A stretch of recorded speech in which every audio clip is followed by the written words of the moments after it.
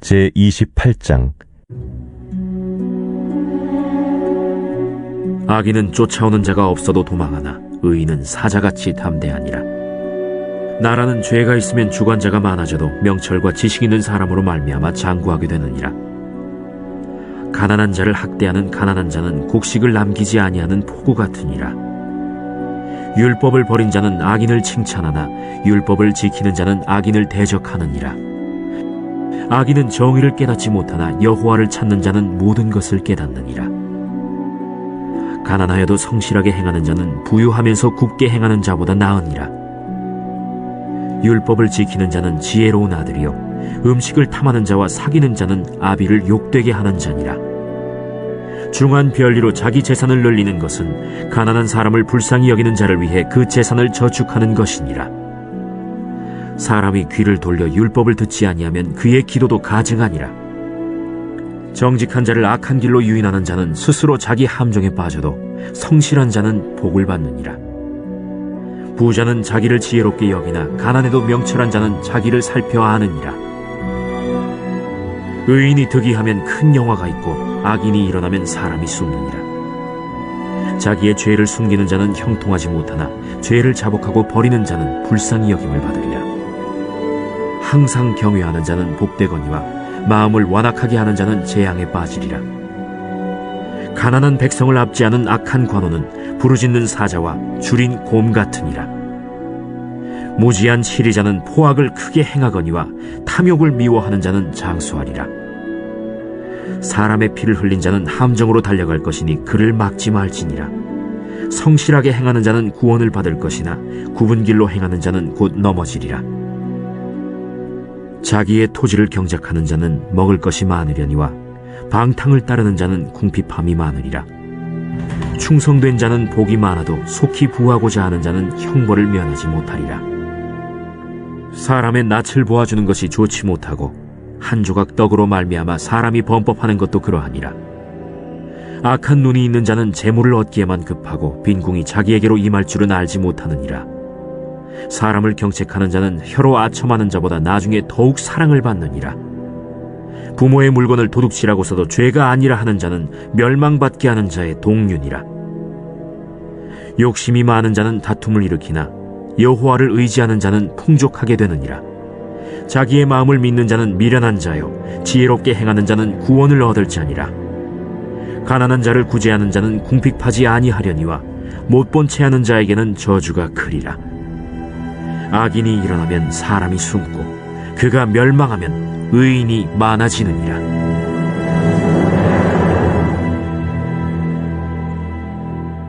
오늘의 말씀 잠언 28장의 말씀입니다.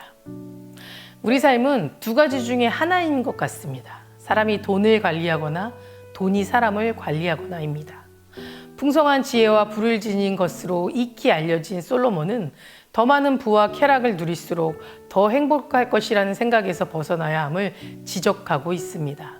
또한 무엇보다 다윗의 고백처럼 모든 것이 주께로 말미암아 싸우니 우리가 주의 손에서 받은 것으로 주께 드렸을 뿐이니다 라는 이 신앙의 고백으로 솔로몬은 모든 것이 하나님의 것임을 인정하며 하나님의 것을 잘 관리하고 다시 하나님께 돌려드려야 하는 삶, 즉 청지기 신앙을 강조하고 있습니다.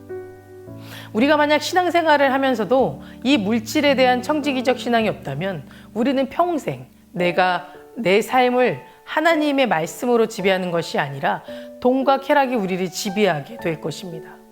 솔로몬은 오늘 잠언 28장 말씀을 통해서 이렇게까지 말합니다. 6절 말씀을 보면 가난하여도 성실하게 행하는 자는 부유하면서 굽게 행하는 자보다 나으니라 라고 말입니다.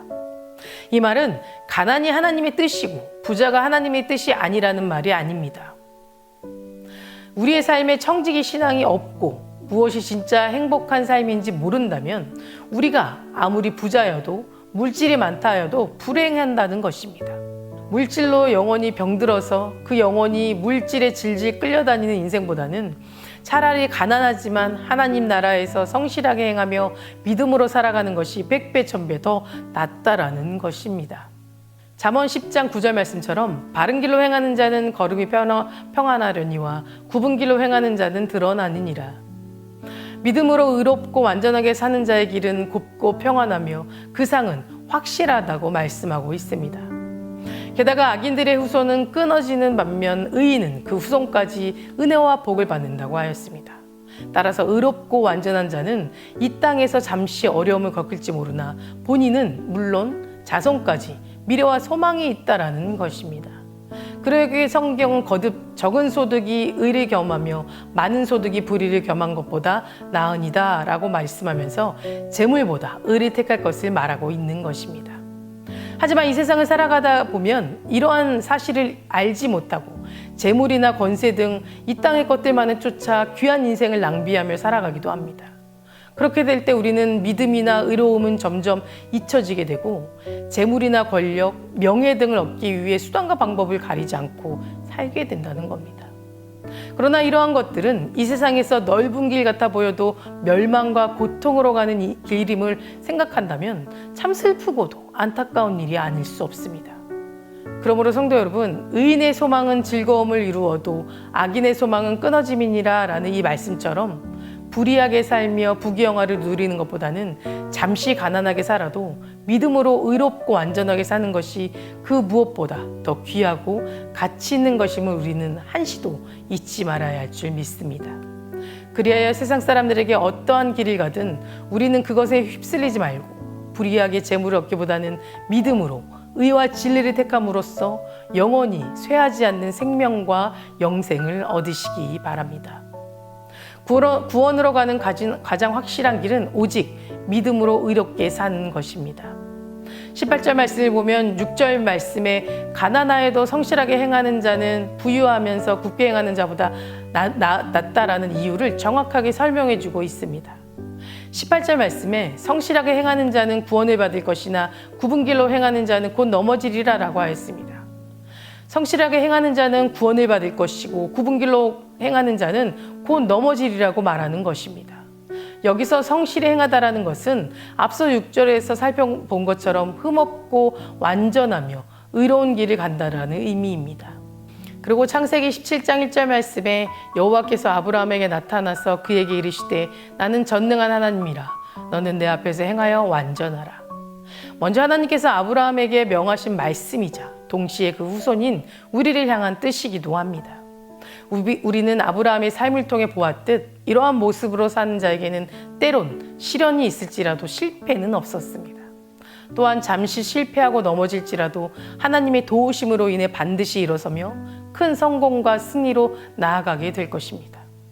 그렇기 때문에 어떠한 어려움이 있을지라도 결국 구원의 문을 넘어 영원한 생명의 나라로 들어가는 영광을 얻게 됩니다.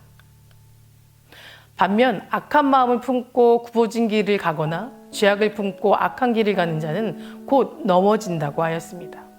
여기서 곧으로 번역된 말은 즉시 혹은 단번에 라는 의미, 그 외에 한 번이라는 의미도 있습니다. 따라서 악한 마음을 품고 굽은 길을 가는 자는 언젠가 반드시 한 번은 넘어지게 되어 있다라는 것입니다. 우리가 사는 모습을 잘 살펴보면 이 땅에서는 굽은 길을 가면서도 곧은 길을 간다고 착각하는 사람도 있습니다. 또 두 길을 가면서 스스로 지혜롭다고 착각하는 사람도 있습니다. 이 땅에서도 악을 저지르는 사람은 법의 심판을 받게 되어 있습니다. 간혹 이 세상에서의 법의 심판을 피할 수는 있지만 공의로우신 하나님의 심판은 결코 피할 수 없다라는 겁니다. 또한 두 길을 가는 사람 역시 언젠가 반드시 그 정체가 드러나서 양쪽 모두로부터 버림을 받고 비참하게 멸망하게 됩니다. 이는 주님을 쫓다 배신하여 세상으로 갔던 가룟 유다가 결국 세상에서도 버림받고 비참하게 죽고 말았던 사실이 분명하게 증거해주고 있는 사실입니다. 그러므로 성도 여러분, 굽은 길을 가는 것은 사고를 자초하는 것이고 두 길을 가는 건 역시 지혜로워 보여도 파멸을 재촉하는 것임을 잊지 말아야 합니다. 위험하고 불확실한 이 세상에서 구원과 축복으로 가는 가장 확실한 길은 순전한 믿음으로 의와 진리의 길을 가는 것뿐입니다. 이 사실을 확신하고 두 마음을 버리고 흠없는 모습으로 하나님만 쫓아가시기 바랍니다. 때를 따라 도우시는 은혜를 누리시고 영원한 구원과 축복의 나라로 들어가시는 영광을 누려보시기를 간절히 소망합니다. 기도하시겠습니다. 오늘은 목요일입니다. 목요일의 공동기도 제목은 다음 세대와 가정을 위해 기도하겠습니다. 먼저 예배의 자리를 떠나지 않게 해달라고 기도해 주시고 가정의 예배가 회복되고 세워질 수 있도록 기도해 주시기 바랍니다.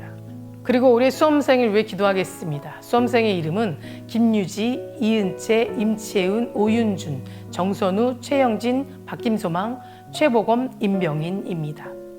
먼저 교회를 위해 또 수험생을 위해 기도해 주시고 각자 개인의 기도 제목을 위해 기도하시도록 하겠습니다. 사랑과 은혜가 충만하신 주님 감사합니다. 오늘 나의 모든 것 주님께 맡기며 나아갑니다. 우리의 생각과 고집을 다 내려놓고 오직 주님이 이끄시는 삶으로 살아가도록 하시며 그 안에서 주님이 주시는 축복을 누리며 살아갈 수 있도록 인도하여 주시옵소서. 특별히 다음 세대 아이들과 그 가정을 위해 기도합니다. 불안하고 메마른 땅을 살아가고 있는 우리 다음 세대 아이들에게 주님 축복으로 채워주시고 경쟁 구도 속에서 정말 하루하루를 허덕이며 살아가고 있지만 우리 아이들을 위해 이 땅을 고쳐주시고 부패와 불의가 가득한 이 땅에서 우리 아이들이 낙심하지 않고 좌절하지 않도록 정말 주님의 소망을 바라보며 살아갈 수 있도록 도와주시옵소서. 어떻게 살아가야 할지 방황하는 우리 아이들에게 주님 말씀으로 가르쳐 주시고 주님의 강한 오른팔로 붙잡아 주시옵소서. 우리 아이들이 주님의 말씀 속에서 참 가치와 소망을 발견하길 원합니다. 그 말씀을 붙잡고 살아가게 하시고 예배를 사모하며 지켜나갈 수 있는 우리 아이들의 믿음을 지켜주시옵소서. 각 가정마다 아이들과 함께 예배하고 기도하는 믿음의 가정을 세워주시고 그 속에서 주님의 사랑이 회복될 수 있도록 지켜주시옵소서. 담임 목사님 말씀의 능력을 넘칠 수 있도록 부어주셔서 말씀을 선포하실 때마다 죽은 영혼이 살아나고 병든 자들이 나음을 받는 역사가 일어나게 하여 주시옵소서. 하나님의 비전을 성취할 수 있도록 돕는 자들을 세워 주시옵소서. 우리 수험생들 지켜주시옵소서. 건강과 지혜로 지켜주시고 두려움과 떨리는 마음 주님께 모두 내려놓고 편안한 마음으로 하루하루를 감사로 살아갈 수 있도록 도와주시옵소서. 이 모든 말씀 예수 그리스도 이름으로 간절히 기도드립니다. 아멘.